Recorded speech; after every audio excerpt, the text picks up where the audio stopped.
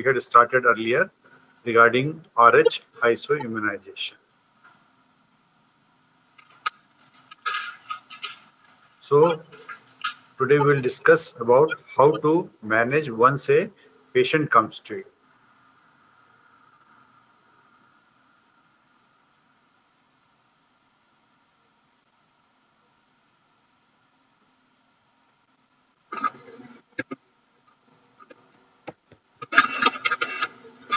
Okay, so how we are going to manage a case.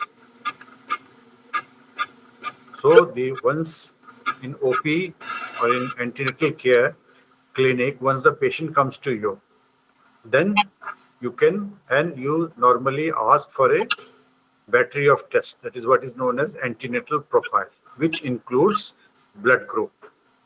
That means either both ABO as well as RH. And suppose the report comes as RH negative, then how you proceed? So you have got two types of patients now. One who is Rh negative and non-immunized. That means she has not developed any antibodies to the Rh antigen. The other group of patient who is already immunized. That means that patient has already got antibodies against the Rh antigen. So there are only two types of people who will be coming to you. So you have to differentiate between those two, who is already immunized and those ladies who are not immunized. So what is your aim now of this during the antenatal management? Number, those Rh negative patient whose pregnancy is at risk. So that you have to find out which pregnancy is at risk, which pregnancy is not. The patient is Rh negative, which is at pregnancy is at risk, which pregnancy is not at risk. Now, once you know that this patient is at risk, then you have to see what is the severity of the this risk. And two, one, what is the severity? Severity means, as I told you earlier, this is the destruction of the RBCs. So destruction of RBC leads to anemia. So which baby is anemic, and how much is the anemia, degree of anemia? Because that anemia causes the problems, hypoxia, and at later stage, hydropic changes because of the heart failure. So you have to find out, and baby is affected because of anemia. So you have to treat this anemia and reverse if patient is if is developing hydropic changes. So what other thing other than reversal treatment of the anemia is at what time you are going to terminate the pregnancy, because you have to differentiate now. Now, if you terminate the pregnancy early, there may be prematurity. But if you terminate it at later stage, there may be chances of intrauterine fetal death. So you have to balance between these two things and decide when you are going to terminate the pregnancy. So these are the main aim of our antenatal care. So the objectives are two. One, a woman who is not immunized, that means who doesn't have antibodies. So you have to see that she does not develop antibodies. So you have to prevent developing of antibodies in the Rh negative woman. And those women who has already immunized, that means who have already developed antibodies, in those cases you have to detect at the earliest. This is the pregnancy which is going to have problem. Then you do is start the early treatment and decide when you are going to terminate, at what will be the best time to terminate the pregnancy. So what you do once you find it patient is Rh negative, then what you do is you try to find out what is the blood group of the husband. So group of husband can be of two types. Either the husband is Rh positive or Rh negative. Suppose patient is husband is Rh negative.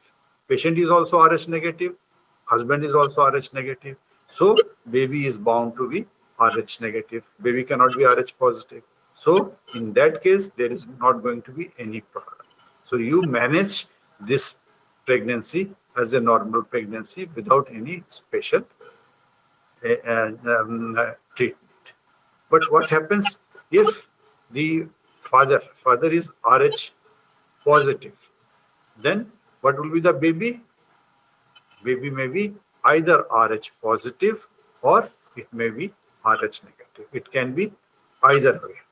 So there is a what is known as phenotype where the father can be what is the homozygosity. If it is a homozygous father, then the baby is bound to be Rh positive. But if the father is of heterogeneous blood group, then it may be positive or it may be negative. So you don't know. So if it is negative, then there is no problem. But if it is a positive, then you are going to. But how you will come to know whether the baby is Rh positive or Rh negative? It's not. You are not able to find out. Though nowadays there are systems by which you can find out what is the blood group of the child. How? Earlier there are some test what is known as amniocentesis. In amniocentesis, what you do, you put a needle inside the amniotic cavity, take out amniotic fluid. From there, you take out some fetal cells, and from that fetal cells, you can find out what is the blood group of the child. The other method, which nowadays can be followed, but is normally not done because it is quite costly, is DNA. The fetal DNA can be found in the blood of the mother. From that fetal DNA from the mother's blood, you can find out what is the blood group of the child, and you can go accordingly. But since as it is not very common and costly, what we do is we find out whether we start screening whether the mother has got antibodies or not. How you find out that antibodies are present or not? It is with the help of indirect Coombs test, also known as ICT. So you start doing this ICT or indirect Coombs test from 20 weeks onwards. So you start doing it at 20 weeks, 1 month after that 24, 28 weeks. So every 4 weeks, you start doing this indirect Coombs test which tells us whether the mother has developed indirect Coombs test. Indirectly, it tells us whether the mother has developed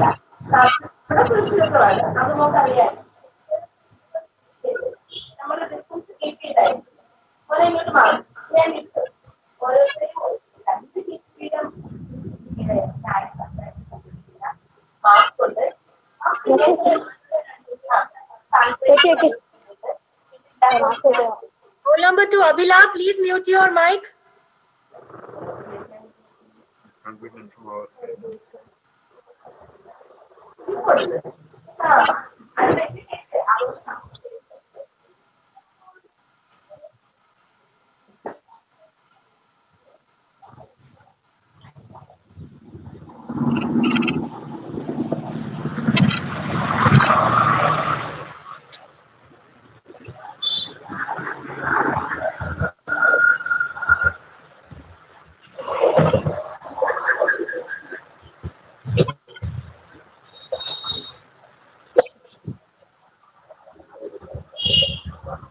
You'll have to search for the number.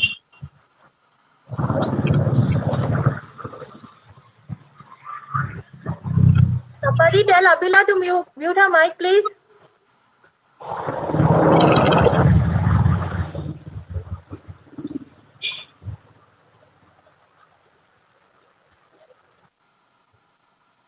She has left. I've muted it. Okay, fine. Thank you. So you start doing this screening for the antibodies with the help of indirect Coombs test. So if every 4 weeks you are doing, that means you start doing at 20 weeks, 24 weeks, and 28 weeks. Now, if you don't find any antibodies, so there is no problem. In such a case, what has happened? What you can do if the indirect Coombs test is negative, then in what you can give is in NTD immunoglobulins at 28 weeks. Because what can happen is, in spite of all these things, some amount of fetal cells they can go into the mother's circulation. What is known as silent feto-maternal hemorrhage, which maximum starts occurring during the third trimester. Though it may occur in the first and second trimester, but maximum this transmission occurs in the third trimester. So what can be done is give immunoglobulins in to the mother around 28 weeks. Some people, it's approximately 300 macrograms are given, but some people, what they do, they give 100 milligram micrograms at 28 weeks and another 100 micrograms around 32 to 34 weeks. So that in case any silent transmission is occurring of the Rh positive cells from fetus to the mother, so that is taken care of. Then what happens at the time of delivery? Then again, whether the mother requires this anti-D or not, second dose that you decide after the delivery. So now what you are going to do, suppose you have done indirect Coombs test and it comes positive. What I had told earlier is if it is a negative, then how you go about it. Now suppose you have done a test and now indirect Coombs test and now you find that she is positive. That means indirect Coombs test is positive, which shows that mother has developed antibodies to the Rh antigen. So now this depends upon which is the pregnancy, whether this is the first pregnancy in which this antibodies have been detected, or there had been earlier also pregnancies which were affected by these antibodies. So this you have to do. That means in the first time if patient is having, the chances are of the risk to the baby are less. While a baby or a pregnancy which has been affected in the earlier times, in that case, it is much more risky. So in the first affected pregnancy, if this is the first time that indirect Coombs test has come positive, then what you should do, you should, once it is a positive, you start titrating it, okay, to titrating it for the antibodies. Every 4 weeks, you start titrating when it is positive. And when you find that in titration, this has crossed the critical level, so what is the critical level? It is more than 1:16. If it is more than 1:16, then you say it has reached critical level. In that case, what you start doing is MCA PSV. What is MCA? Is a mid cerebral artery. PSV is peak systolic velocity. Mid cerebral artery is in the brain. In this vessel, what you do, you see what is the velocity of the blood which is passing. So if it is less than critical level, that is if it is 1:16 or less, then you don't have to do anything. You continue with the patient, monitor the patient up to 36 weeks of gestation. After that, around 38 or 40 weeks, you deliver the baby. Even if the mother is positive for the antibodies, you keep on seeing as the titration. And if it is below the critical level, then nothing to be done. You just monitor the baby and deliver normally around 38 to 40 weeks. So this is the first time the pregnancy has been affected. So you keep on doing indirect Coombs test from 20 weeks, every 4 weeks till 28 weeks. Then after 28 weeks, you start doing it at the frequency of about 2 to 3 weeks. If the titer is below the critical level, that is 1:16 and less, then nothing has to be done. Just deliver the baby at term. But if it has crossed the critical level, it is more than 1:16, then you do is a Doppler test of the middle cerebral artery of the brain, and you see the peak systolic velocity. If the peak systolic velocity is less than 1.5 MOM, what is MOM? MOM is the multiple of meridian.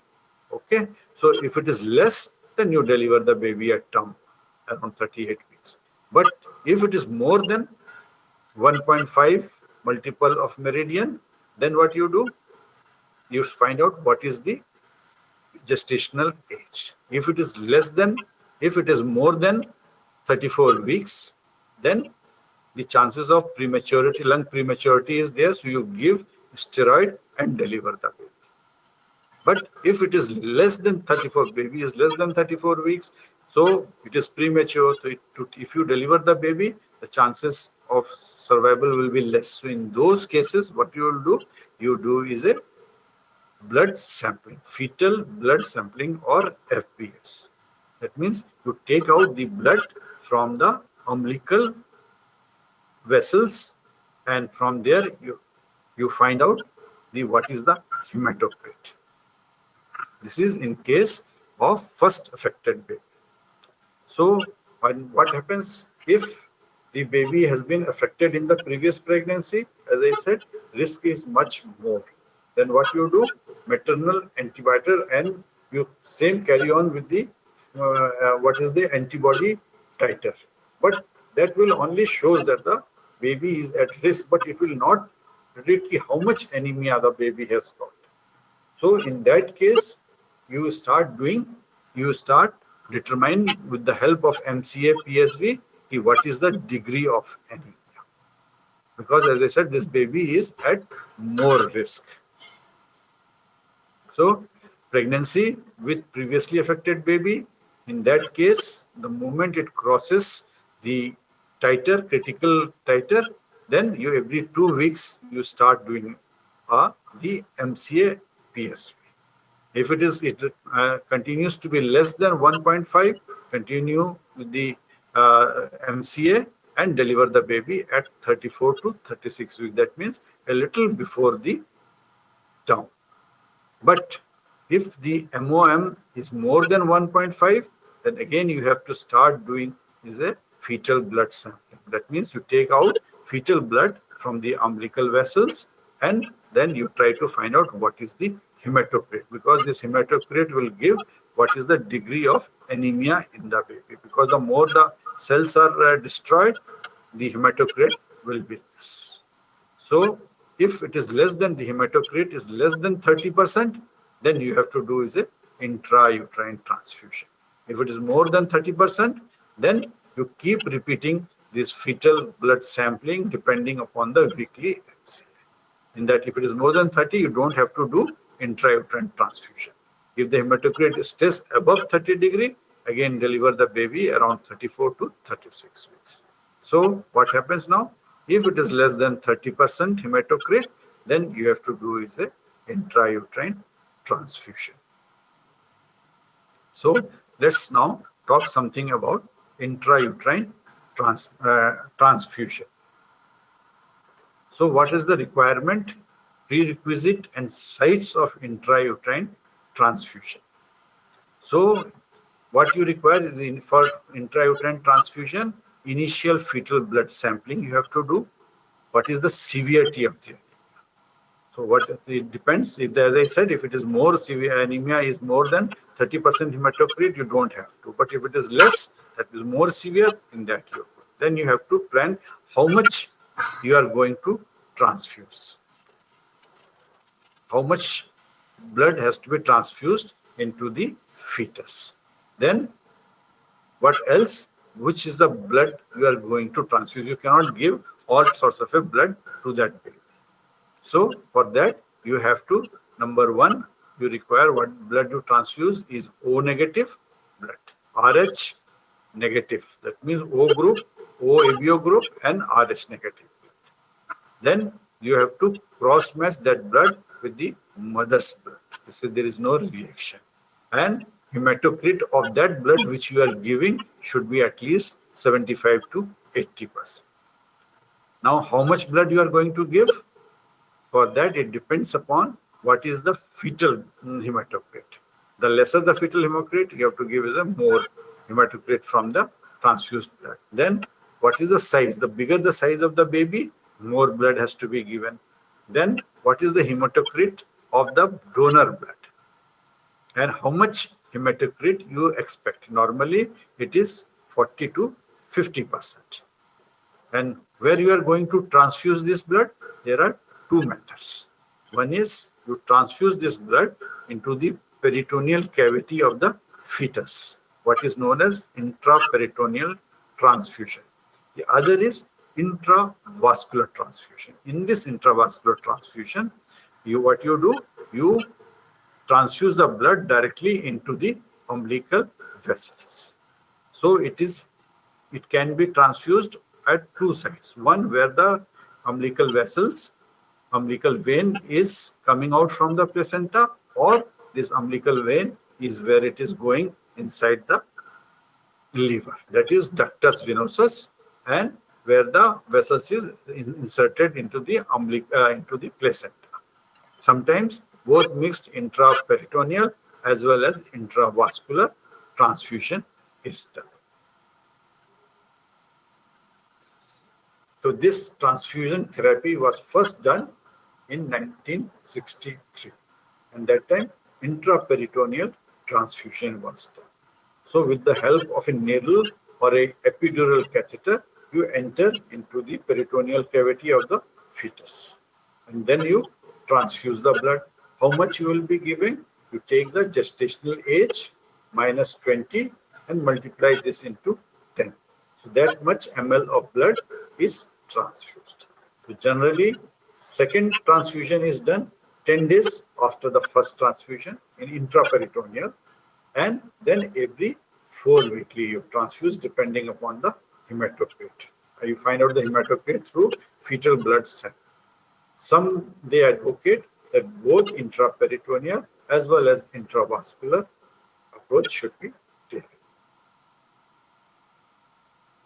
What about the intravascular transfusion?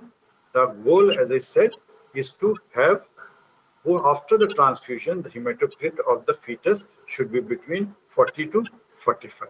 That is our basically aim. And the rate of transfusion is about 10 ml per minute. As I said, you are directly transfusing the blood into the umbilical vein. So there, the rate has to be slow. Every minute, at least 10 ml you can give. And estimate requirement is based on fetal weight and the before that transfusion, what is the hematocrit of the fetus. There it was, you are repeating intraperitoneal after 10 days. Here you can repeat it after 1 week, and then after that every 3 weeks. While in case of intraperitoneal, second was given after 10 weeks and after 4, and thereafter every 4 weeks. So it is slightly earlier you can.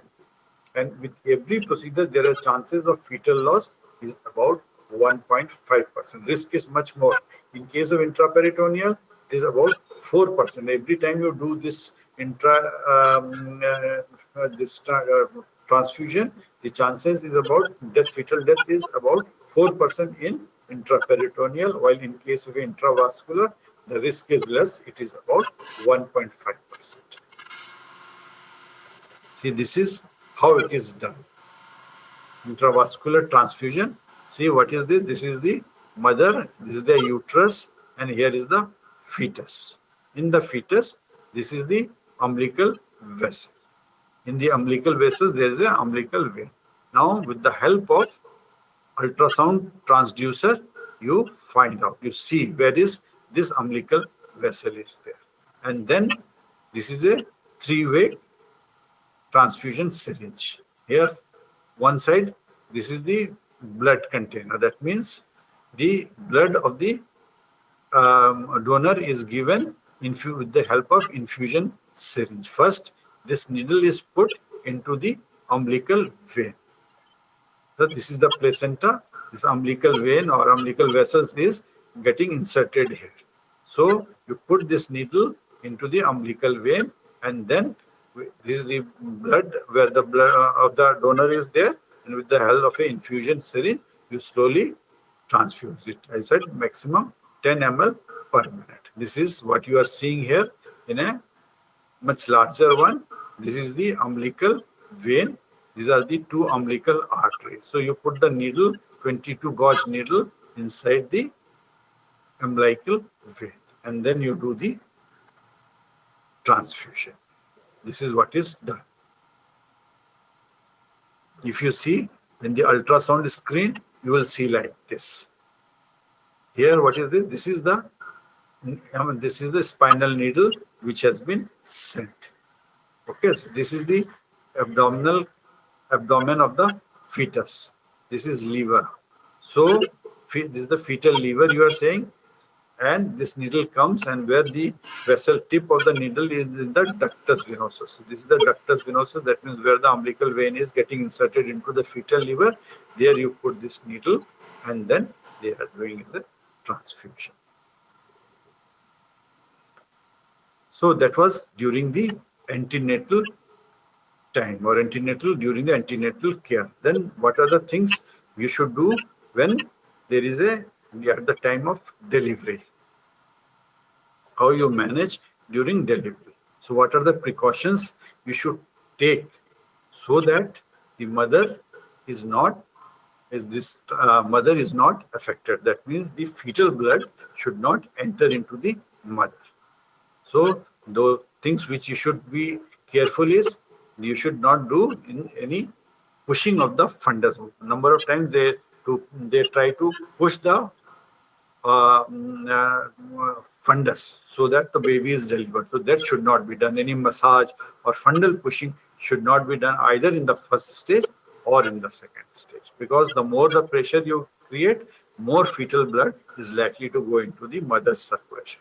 Secondly, after the baby is out, the anterior shoulder is delivered, at number of places, injection methargine is given for the contraction of the uterus to prevent postpartum hemorrhage. So in this case, you should withhold this injection methargine. You should not give injection methargine after the delivery of the anterior shoulder of the baby. Then third, you should do is a early cord clamping and no milking. So cord clamping should be done at the early so that no more blood goes into the mother. Other is no uterine massage or squeezing in third stage to prevent PPH or to help contraction of the uterus. Number of places they do is sometimes we all do is a uterine massage. So that should be avoided as much as possible. Then, what about the placenta? We should not start pulling the placenta before it is separated. Let it separate spontaneously. Why? Because if you are pulling it, there are chances that the cord may get broken and blood from the cord may enter into the mother's circulation. So let the placenta get separated spontaneously and then slowly you take it. Then what else where you can prevent the blood to go into the mother circulation is, suppose there is any perineal wound or vaginal tear or something is there. During in that cut portion, the fetal blood may enter. So to protect those, suppose you have given an episiotomy, so the fetal blood may go through that episiotomy into mother circulation. So you have to protect those wounds so that they are not exposed and the fetal blood is not spilled from the cord into the circulation. So this is what are the different precautions you take during a vaginal delivery. And what about cesarean delivery? So if you are doing a cesarean delivery, then what you do, because when you are taking out the placenta, the blood again may spill over into the peritoneal cavity of the mother. So to prevent that, what you do, you put the abdominal pack on the side of the uterus. Before you are cutting the uterus, you put the abdominal pack on the sides so that when you are cutting the blood, if it gets spilled over, it is into the abdominal pack which can be taken out. So, and secondly, same with the vaginal delivery, you don't pull the placenta. You let it separate spontaneously and take it out. And see to it that somehow the cord is not broken. So, in that way, you minimize the fetal blood getting into the mother's circulation or inside the maternal peritoneal cavity. So now the baby has been delivered. Now what else? What you are going to do so that mother doesn't get this thing? So what you do, you try to find out from the mother's circulation whether the fetal cells have gone into the mother's circulation. So I'll tell you a little after this how to find out whether any fetal RBCs have gone into the mother's circulation. So during the after the delivery, you take a blood sample from the cord of the fetus and you send it for test. What are the things you see in that? You number one, you try to find out what is the blood group of the baby. If baby is Rh negative, nothing to be done. No NTD has to be given. But if the baby is Rh positive, then you have to give that RHD immunoglobulin. So number one, what you try to find out is blood group of the fetus. Then secondly, what you find out, what is the hemoglobin and hematocrit of the baby's blood. The cord blood, as I said, is sent for hemoglobin. That will give you the degree of anemia that the baby is. Third, you do is a serum bilirubin. From the serum bilirubin, because the more the cells have been destroyed, more the bilirubin will be released. And so the bilirubin level will be high when there is a more of a damage to the RBCs. And the other thing what you do is a direct Scomes test. Here you find out how much of the mother's antibodies have entered into the fetus. So these are the various tests when the baby is delivered. So as I said, to prevent, first thing is you have to find out the blood group of the mother when she comes to you in the antenatal clinic, and as per what I had told, you go accordingly. So there, as per the words of the Vincent Freda, the rule of thumb should be to administer antibody immunoglobulin whenever in doubt, rather than to withhold it. Whenever you have got a doubt whether the baby's mother is affected or not, when in doubt, better to give immunoglobulins to prevent it. Instead of, we'll find it out and then we'll take it. So, how much is the immunoglobulins to be given? So all Rh negative mothers, after the delivery of the fetus, if you find out what is the blood group of the baby, you have found out it is Rh positive. So in that case, you have to give is a indirect. So you have to give is the Rh immunoglobulins. So, and as I said, sometimes some of the people, they give around 28 weeks and 32 weeks of the pregnancy. But if the pregnancy continues beyond 40 weeks, that means it is not delivered by 40 weeks and it continues beyond that time also, you give prophylactic NTD, Rh, NTD, immunoglobulins. So they are given at 28 weeks, 32 weeks, and after 40 weeks, prophylactic. And the other is, after the delivery, if the baby is Rh positive, then also you give it.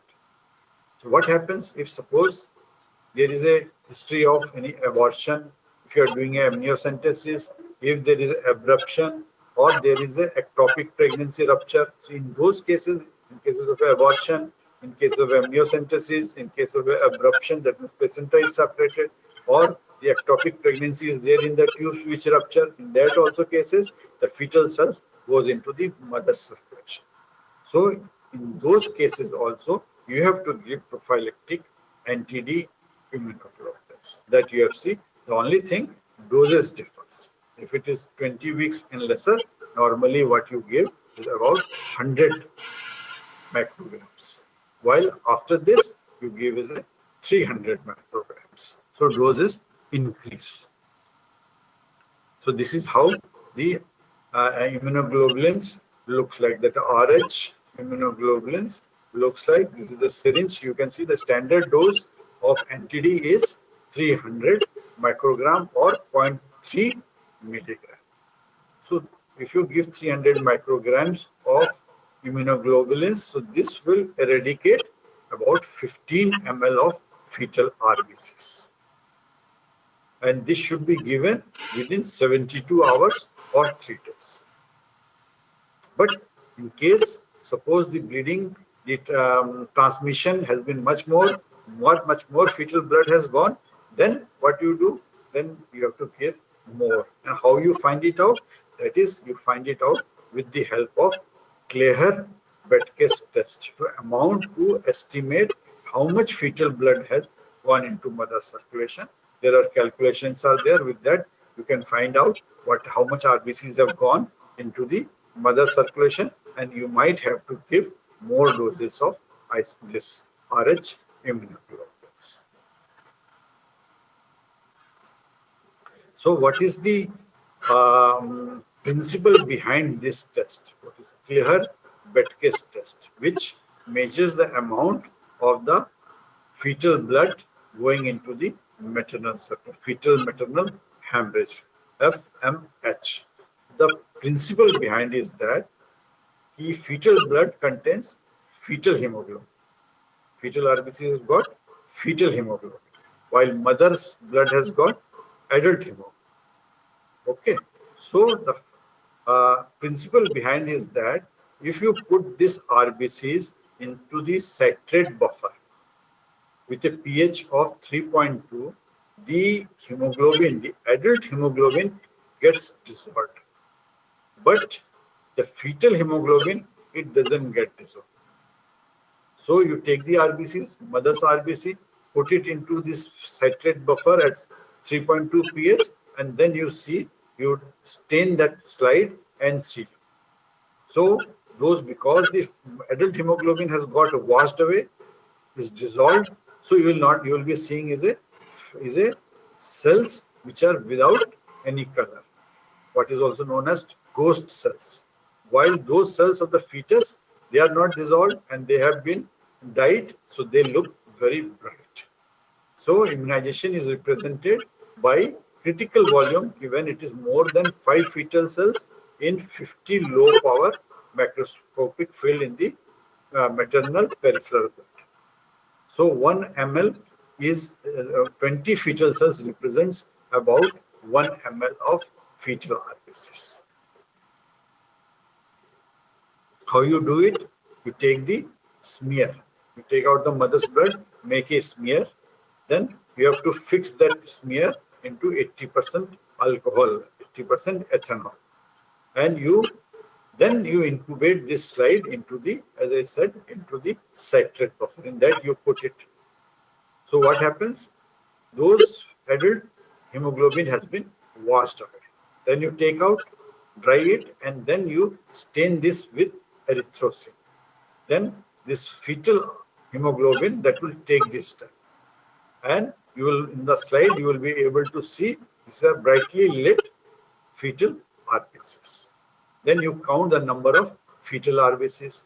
Red cell which contains hemoglobin F or the fetal hemoglobin, they will stain bright because of the erythrocin.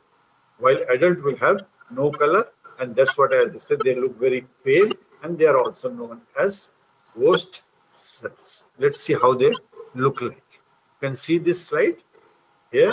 See this, the RBCs of the mother, they have got, they are all pale. These are known as ghost cells. While the fetal RBCs, they have taken the stain of the erythrocin and they look bright.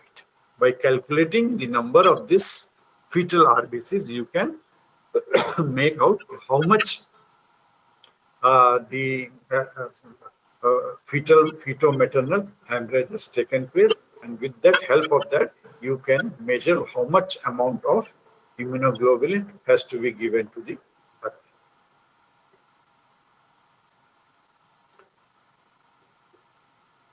This is what I had told you earlier.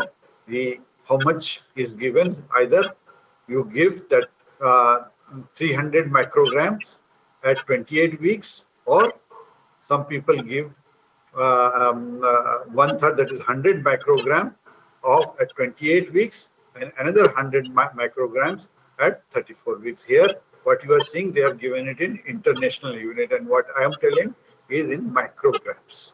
And postpartum, after the delivery, if it is a Rh positive, standard dose of 300 microgram is given. It can be, in case, it should be given within the 72 hours, but in case somehow it has been missed, still you can give about within 28 days of the delivery. So there is a question, suppose there is a hydatiform mole, what to do in that case? Whether in that case mother is RS negative, whether prophylactically you should give these immunoglobulins or not. So there is a little controversy about it, but most of people they agree that in case it is a complete mole, then it's not required. But if there is a partial mole, partial fetus is there, partial mole is there, in that anti-D immunoglobulin should be there.